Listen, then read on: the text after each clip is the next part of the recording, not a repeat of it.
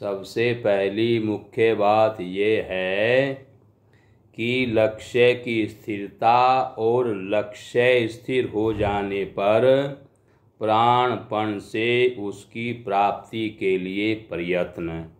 कार्ये वा साध्यामि शरीरम वा पातयामि। शरीर तक को भी लक्ष्य के लिए मार्ग में झोंक दें, सर्वथा समर्पित कर दें। सारी इंद्रियों से केवल एक भगवान की ही सेवा हो। सब श्री भगवान के काम में लगी रहें। बाहरी और भीतरी दोनों ही प्रकार की इंद्रियां भगवान की सेवा में लगी रहें। यानी अपने पास जो कुछ भी है सब भगवान को समर्पित करें। आपके पास 10 रुपये हैं, आपने 2 भगवान की सेवा में लगाए, 8 बचा कर के रखे तो पूर्ण समर्पित नहीं हुए। जिसके पास 2 ही रुपये हैं उसने 2 ही रुपये भगवान को समर्पित कर दिए तो वो सबसे बड़ा सेवादार है। महाभारत काल में जब पांडवों को खांडव वन मिला, जिसका नाम उन्होंने इंद्रप्रस्थ रखा है, 5 गांव देने की बात हुई तो दुर्योधन ने खांडव वन जो बिल्कुल खंडर था वो पांडवों को दिया और मैं दानव की सहायता से उन्होंने इंद्रप्रस्थ बनाया। इंद्रप्रस्थ बड़ा भव्य था। जब उसका उद्घाटन हुआ तो उसमें युधिष्ठिर ने बड़ा भारी यज्ञ किया और इतना बड़ा यज्ञ किया कि आकाश भी गूंज गया कि इतनी बड़ी दक्षिणा वाला यज्ञ आज तक किसी ने नहीं किया। क्योंकि भगवान उनके जिनके साथ हैं उनका यज्ञ बड़ा क्यों न हो। भगवान ने जब देखा कि यज्ञ हो रहा है तो उन्होंने दक्षिणा देने के लिए दुर्योधन को नियुक्त किया। अतिथियों को भोजन कराने के लिए भीमसेन को नियुक्त किया। क्योंकि यज्ञ में जितना आप तन में होकर के सर्वस्व न्यौछावर करोगे, अपना लोभ लालच नहीं करोगे, उतना ही यज्ञ का आपको फायदा मिलेगा। अब भीमसेन भोजन ज़्यादा करते हैं तो ज़्यादा भोजन कराएंगे, बार बार प्रेम से भोजन कराएंगे। दुर्योधन विरोधी पार्टी का है, ज़्यादा दक्षिणा ब्राह्मणों को दान में देगा। ज़्यादा दक्षिणा देगा तो साधु ब्राह्मण प्रसन्न होकर के बढ़िया बढ़िया आशीर्वाद देंगे। इसलिए भगवान ने दुर्योधन को दक्षिणा में लगाया। भगवान को पता था कि ज़्यादा दक्षिणा यानी निस्वार्थ भाव से, यानी बिल्कुल ये सोच करके कि ब्राह्मणों को सारी दक्षिणा दे दें, जो ऐसा सोच करके दक्षिणा देगा उसके खजाने में दुगना होता चला जाएगा। दान करने से धन बढ़ता है, भजन करने से मोक्ष मिलता है और तपस्या करने से ऊंचा पद मिलता है। आपको ऊंचे पद चाहिए तो तपस्या करनी होगी। तपस्या का फल ऊंचा पद है। और भजन करना है मोक्ष के लिए। मोक्ष चाहते हो तो भजन करिए। और अगर धन चाहते हैं तो दान करिए। दान करने से धन बढ़ता है। जो जो आप दान करेंगे त्यों त्यों उसी के अनुसार आपका धन बढ़ता चला जाएगा। तो दुर्योधन को दक्षिणा पर लगाया। अब दक्षिणा में दुर्योधन चाहता था कि युधिष्ठिर का खजाना खाली हो जाए, कुछ ब्राह्मणों को दक्षिणा मिले, कुछ रह जाएं तो वे श्राप देकर जाएंगे। वो तो युधिष्ठिर को श्राप दिलवाना चाहता था। पर जाको राखे साइया मार सके न कोय, बाल न बाका कर सके जो जग बैरी होए। सारा जग भी उसका बैरी हो जाए और भगवान उसके रक्षक हैं तो उसका कोई भी बाल बांका नहीं कर सकता। तो हुआ क्या कि उस यज्ञ में इतनी दक्षिणा दी गई कि ब्राह्मण जय जयकार कर रहे हैं और उनकी जय जयकार से आकाश गूंज गया। उसी समय जब ये ब्राह्मण जय जयकार कर रहे थे और आकाश गूंज रहा था तो वहां पर एक नेवला आया और इस नेवले का आधा शरीर सोने का था और आधा शरीर नेवले का था। तो वहां पर जो झूठी पत्तल पड़ी हुई थी, सबने भोजन जो पत्तल में किया था उस झूठी पत्तल के ऊपर आकर के ये नेवला लेट गया। तो इसके शरीर में कहीं खीर लग गई, कहीं हलवा लग गया, कहीं सब्जी लग गई, कहीं रायता लग गया। तो ये नेवला उन ब्राह्मणों से कह रहा है कि यहाँ जंगल में 4 ब्राह्मण प्राणी रहते हैं, उन्होंने भी यज्ञ किया है और उनके यज्ञ के 1000वें अंश के बराबर भी आपका ये यज्ञ नहीं है। ब्राह्मणों ने यज्ञ किया है, 4 ब्राह्मण प्राणी रहते हैं। ब्राह्मणों ने पूछा ऐसा कैसा यज्ञ उसने किया जो इस यज्ञ के 1000वें अंश के बराबर भी नहीं है। उनका कितना बड़ा यज्ञ था जो जिसकी हम इतनी बड़ाई कर रहे हैं। इतनी बड़ी दक्षिणा वाला यज्ञ युधिष्ठिर ने किया है और ब्राह्मणों के यज्ञ के 1000वें अंश के बराबर भी ये यज्ञ नहीं है। ऐसा वो यज्ञ क्या है उसके बारे में हमें बताइए। तब नेवला ब्राह्मणों को बता रहा है कि यहाँ जंगल में 4 ब्राह्मण प्राणी रहते हैं। एक ब्राह्मण, ब्राह्मण की पत्नी, ब्राह्मण का पुत्र और पुत्रवधू। 4 प्राणी जंगल में झोपड़ी बना करके रहते हैं, कहीं मांगने तक नहीं जाते। कोई वहीं उनको कुछ भोजन दे देता है तो ठाकुर जी का भोग लगा देते हैं, वरना भजन में लीन रहते हैं, भजन करते रहते हैं। एक दिन कोई उनको 1 किलो सत्तू दे गया, बोले ठाकुर जी का भोग लगा लेना। इन्होंने सत्तू को तैयार किया और सत्तू जब तैयार हो गया तो उसके 5 हिस्से किए। ब्राह्मण बोले घर में प्राणी 4 बता रहे हो, फिर भोजन के 5 हिस्से क्यों किए? 4 तो प्राणी घर में चलो हैं, 5वां किसके लिए किया? तब नेवले ने बताया कि प्रत्येक गृहस्थी का कर्तव्य है रोजाना एक अतिथि को भोजन कराएं। जब तक गृहस्थी अतिथि को भोजन नहीं कराता उसका भोजन अपवित्र है, खाने योग नहीं है, घर में भूत बासा रहता है। तो सबसे पहले अतिथि को भोजन कराना चाहिए। बोले अतिथि ना मिले तो फिर क्या करें? बोले ऐसा ही हुआ ब्राह्मण के यहाँ भी, गरीब था, भोजन की व्यवस्था नहीं थी, अतिथि कौन आएगा? अतिथि भी तो वहाँ जाएगा जहाँ भोजन मिलने की आशा हो। अब यहाँ खुद को नहीं मिल रहा है तो किसको अतिथि को भोजन कराएंगे? इसलिए कोई अतिथि नहीं आया। जब तक इन्होंने 5वां हिस्सा अतिथि के लिए निकाल करके रखा और ब्राह्मणी ने कहा कि आप बाहर जाकर के कोई चलता हुआ अतिथि मिल जाए उसको भोजन करा दो, हमारे घर में कौन आएगा। ये ब्राह्मण देवता झोपड़ी के बाहर खड़े हो गए तो एक अतिथि आ रहे थे, बड़े भूखे, पैर लड़खड़ा रहे थे, भूख के मारे प्राण निकलने वाले थे। ब्राह्मण ने इन्हीं के चरणों में निवेदन किया आप हमारे यहाँ भोजन कर लें। ये तो चाह ही रहे थे कोई भोजन करा दे, मेरे प्राण बच जाएं। तो इन्होंने अतिथि का इनको आसन बिछाया सुंदर, इनके चरण धोए और इनका चरणोदक घर में छिड़का, क्योंकि अतिथि का चरणोदक घर में छिड़कने से सारे दुख दरिद्र दूर होते हैं। इसलिए इन्होंने इनके चरण धो करके सारे घर में चरणोदक छिड़का। उसके बाद इनको आसन पर बैठा करके इनका जो 5वां हिस्सा निकाला हुआ था इनको ला करके दे दिया।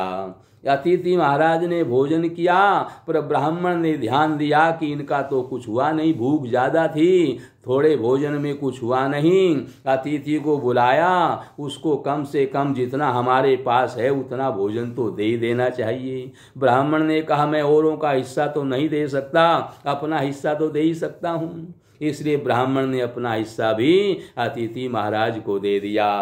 ब्राह्मणी खड़ी हो गई, बोले पतिदेव मेरा हिस्सा भी ब्राह्मण को यानी अतिथि महाराज को दे दो। ब्राह्मण ने कहा कि मैंने अपना भाग दे दिया, अतिथि का भाग दे दिया, अब गृहस्थ का धर्म पूरा हो गया, अब कोई बात नहीं। आप स्त्री हो, स्त्रियों की जठराग्नि तेज होती है, जब भूख लगेगी तो कहाँ से भोजन आएगा, इसलिए आप भोजन करिए। ब्राह्मणी बोली मैं पतिव्रता हूँ, मेरे पति भूखे रहें और मैं भोजन करूँ, ये नहीं हो सकता, और आप मेरे हिस्से में से भोजन लेंगे नहीं, क्योंकि दो दूसरे का हक खाता है वो हमेशा दरिद्र रहता है। सुदामा ने भगवान के हिस्से के चने खाए थे तो दरिद्र रहे, इसलिए आप इस भोजन को अतिथि महाराज को दे दो, क्योंकि आपके भोजन किए बिना मैं भी भोजन नहीं करूंगी। तो नेवला बता रहा है ब्राह्मणों को कि ब्राह्मणी का भोजन भी ब्राह्मण ने अतिथि महाराज को दे दिया। अब ब्राह्मण का पुत्र खड़ा हो गया, बोले पिताजी मेरा हिस्सा भी अतिथि महाराज को दे दो। आप भोजन नहीं करेंगे, पिता भोजन नहीं करे तो पुत्र भोजन कैसे कर सकता है, ये भोजन मैं नहीं कर पाऊंगा, इसलिए आप मेरा हिस्सा भी अतिथि महाराज को दे दीजिए। ब्राह्मण ने अपने पुत्र का हिस्सा भी अतिथि महाराज को दे दिया। अब ब्राह्मण की पुत्र वधू खड़ी हो गई, बोले पिताजी मेरा हिस्सा भी ब्राह्मण को दे दो, मेरे सास ससुर भोजन नहीं कर रहे हैं, मेरे पतिदेव भोजन नहीं कर रहे हैं, मैं कैसे भोजन कर सकती हूँ। ब्राह्मण ने समझाया, देखो तुम तो दूसरे घर से आई हो और वहाँ भी हमारी बुराई करोगी कि उनके घर में भोजन ही नहीं है, और कभी कभी अगर आ भी गया वो भी अतिथि को दे देते हैं, मैं तो उनके घर में भूखी रहती हूँ। तब पुत्र वधू ने कहा पिताजी ऐसी बात नहीं है, जब मेरा गोत्र भी आपके गोत्र में मिल गया, अब मेरा कुल तो यही हो गया, यही मेरा घर हो गया, अगर मैं वहाँ जाकर के बुराई भी करती हूँ तो अपने ही कुल की करूँगी, और कल को जब मेरे पास खूब धन होगा, ठाकुर जी की कृपा हो जाएगी, तब भी मैं किसी के सामने बोलने लायक नहीं रहूंगी। कल तो ऐसा कह रही थी, आज ऐसा कह रही है, इसलिए पिताजी आपसे निवेदन है आप मेरा भोजन भी अतिथि महाराज को दे दीजिए। तो नेवला बता रहा है कि ब्राह्मण ने पुत्र वधू का हिस्सा भी अतिथि महाराज को दे दिया। चारों ने अपना भोजन अतिथि महाराज को करा दिया।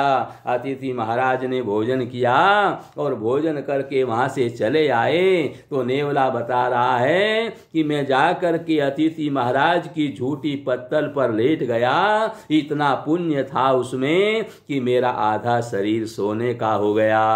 आधा शरीर सोने का था ना, बोले सोने का शरीर मेरा वहीं से उस पुण्य से हुआ है। अब मैंने विचार किया उस यज्ञ की तो कोई बड़ाई भी नहीं कर रहा था, इस यज्ञ की तो इतनी बड़ाई हो रही है कि आकाश गूंज गया, और वो भी ब्राह्मण लोग कर रहे हैं, ये बढ़िया यज्ञ है, इसलिए क्यों ना सारा ही सोने का हो जाऊं। इसलिए मैं झूठी पत्तल पर लेट गया था, लेकिन देखा क्या, मुझे कहीं खीर लग गई, कहीं हलवा लग गया, कहीं रायता लग गया, कहीं सब्जी लग गई, और बताते बताते शरीर में सूख गया। एक साबुन की टिक्की पूरा खर्च होगी, रगड़ रगड़ स्नान करना पड़ेगा, तब ये खीर हलवा रायता मेरे शरीर से उतरेगा।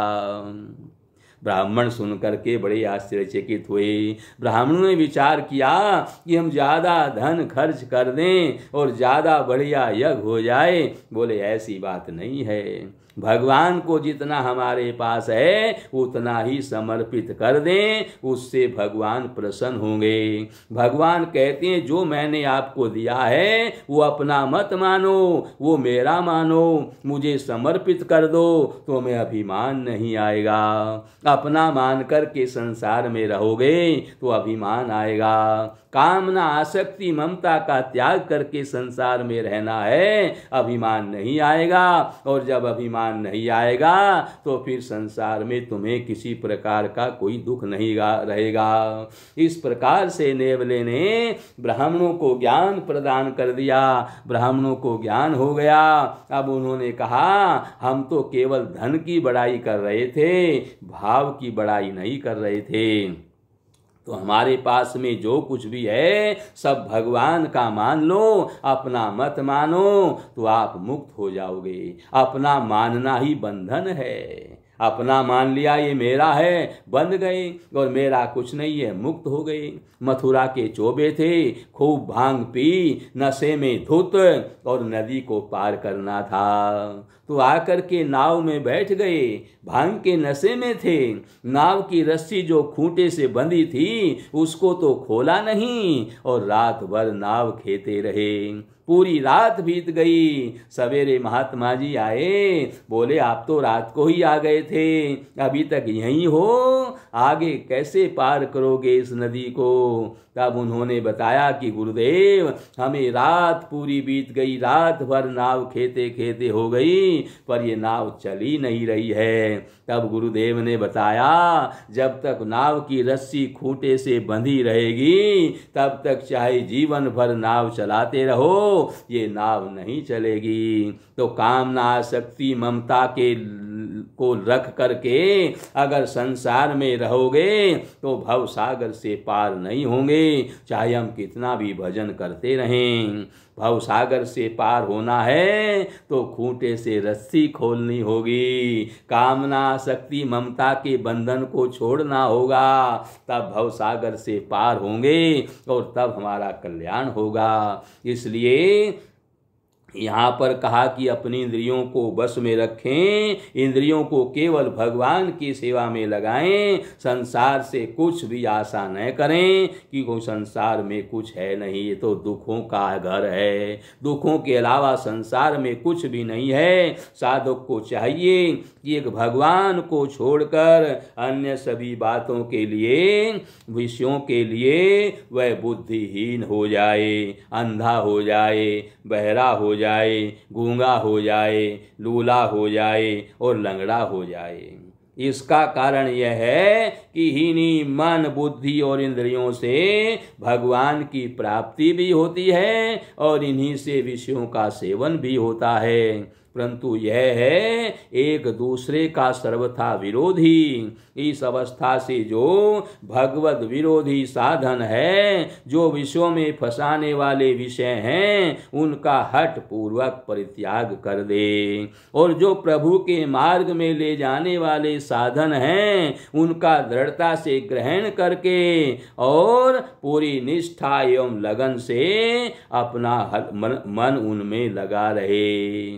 बड़ी सावधानी से विषय भगवत पथ में भयंकर बटमार हैं और स्थान स्थान पर खड़े रहते हैं। बड़ी सावधानी और सतर्कता से इनसे बचता हुआ चलना है, और साधक यदि निरंतर अपने लक्ष्य का स्मरण रखे तो भगवत कृपा से वह कभी भी पथ भ्रष्ट नहीं हो सकता। सब इंद्रियां भगवान को ही विषय करें और कान से उन्हीं का नाम सुने, आँखों से उन्हीं का रूप देखें, हाथों से उन्हीं की सेवा करें, पैरों से उन्हीं के पुण्य तीर्थ में भ्रमण करें, बुद्धि से उन्हीं को समझें। उन एक के सिवा इंद्रियां किसी को कुछ भी न जाने। कान ने दूसरो नाम सुने नहीं, एक ही रंग रंगो यह डोरो,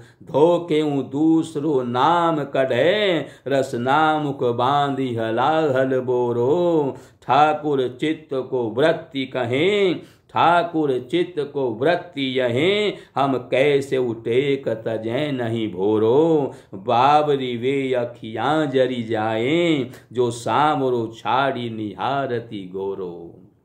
समस्त अंग केवल उसी का अनुभव करते रहें, उसी का अनुभव करते रहें, उसी का अनुभव कर रहे हैं ऐसा मान करके संपूर्ण इंद्रियां उसी एक को विषय कर रही हैं। आंखें संपूर्ण विश्व को श्याममय देखती हैं, और जब तक मनुष्य दूसरी बात देखता, सुनता है, सोचता, विचारता है, तब तक उसकी बुद्धि बहुशाखा वाली व्यभिचारिणी है। संसार के सुधार के लिए साधक परेशान न हो, पहली बात। और दूसरी सबसे मुख्य बात तो उसके लिए यही है कि लक्ष्य तक किस प्रकार पहुंचा जाए। संसार की दृष्टि में जो अधिक बुद्धिमान होता बनता है उसी के लिए अधिक खतरा है। जगत में मूर्ख कहलाना बुरा नहीं है यदि वास्तव में हम मूर्ख न हों। असल में मूर्ख वही है जो भगवान से विमुख है, जो बुद्धि हमें नरकाग्नि में ढकेल देती है, जिसके द्वारा हम विषय प्रवाह में बह जाते हैं, वह बुद्धि किस काम की। जो बुद्धि हमें सुख के केंद्र से हटाकर दुख के केंद्र में पहुंचा देती है, जिसके कारण हम हीरे को खोकर बदले में कांच ले लेते हैं, वह बुद्धि हमारी सच्ची हितकारिणी कहाँ है। मनुष्य का शरीर इसलिए थोड़े ही मिला है कि हम आकंठ गंदे भोग समुद्र में ही डूबे रहें। यही तन कर फल विषय न भाई, स्वर्ग स्वल्प अंत दुखदाई। नर तनु पाई विषय मन देही, पलटि सुधाते सठ विष लेही। ताहि कभऊ भल कहीं न कोई, गुंजा ग्रही परस मनि खोई। अमृत को खोकर विष लेने वाला, पारस को खोकर घुंघची लेने वाला मूर्ख नहीं तो क्या है। भगवान को छोड़कर विषयों का सेवन करने वाला तो उससे भी भारी मूर्ख है, क्योंकि वह मूर्खतावश अपने को नरक कुंड में डालने का उपाय सोच रहा है। बुद्धिमान तो वास्तव में वह है जो नित्य भगवत चरण चिंतन में लगा हुआ है। भगवान को भूल कर विषयों का सेवन करने वाला तो महामूर्ख है। विषयों की ओर से मूर्ख बन जाए, भजन का धन बटोरने में लगा रहे, प्रपंच से मुख मोड़ ले, जगत में बुद्धिमान कहलाया कि डूबा, बोला कि फंसा, बुद्धिमानी की गया। बुद्धिमानी ठीक नहीं है, बुद्धिमानी में लाभ नहीं है। श्री शत्रुघ्न जी जीवन भर नहीं बोले, वे तो प्रभु के भक्त थे, भरत जी के भक्त थे। भरत जी भगवान के भक्त हैं, शत्रुघ्न जी भरत जी के भक्त हैं, तो जीवन भर नहीं बोले क्योंकि वे भक्त के भक्त थे। भरत जी के संकेत पर नाचना ही उनका एकमात्र काम था। वे भरत जी की छाया बनकर के रहे, पर लवणासुर के मारने का जब अवसर आया तब वे भगवान राघवेंद्र से बोल उठे कि आज्ञा हो तो मैं उसका वध कर आऊं। भगवान ने कहा बहुत ठीक, पर तुम्हें मेरी आज्ञा नहीं टालनी होगी, जाओ उसे जीत कर वहीं राज्य करो। शत्रुघ्न जी ने कहा भगवान बीच में बोलने और अपनी बुद्धि का परिचय देने का मुझे तत्काल ही फल मिल गया, आपका वियोग हो गया। यानी राज्य मिलने से खुश नहीं हुए, भगवान का वियोग हो गया इस बात से दुखी हुए। तो हमें भगवान के वियोग से दुखी होना चाहिए, हमेशा भगवान के भजन में लीन रहें, उन्हीं के चरित्र श्रवण करते रहें, उन्हीं की लीलाओं को श्रवण करते रहें, उन्हीं का गुणगान करते रहें। बस जीवन में यही सब हमें मिलता रहे, ऐसा बुद्धि से सोचते रहना चाहिए और ऐसा करते रहना चाहिए। नारायण।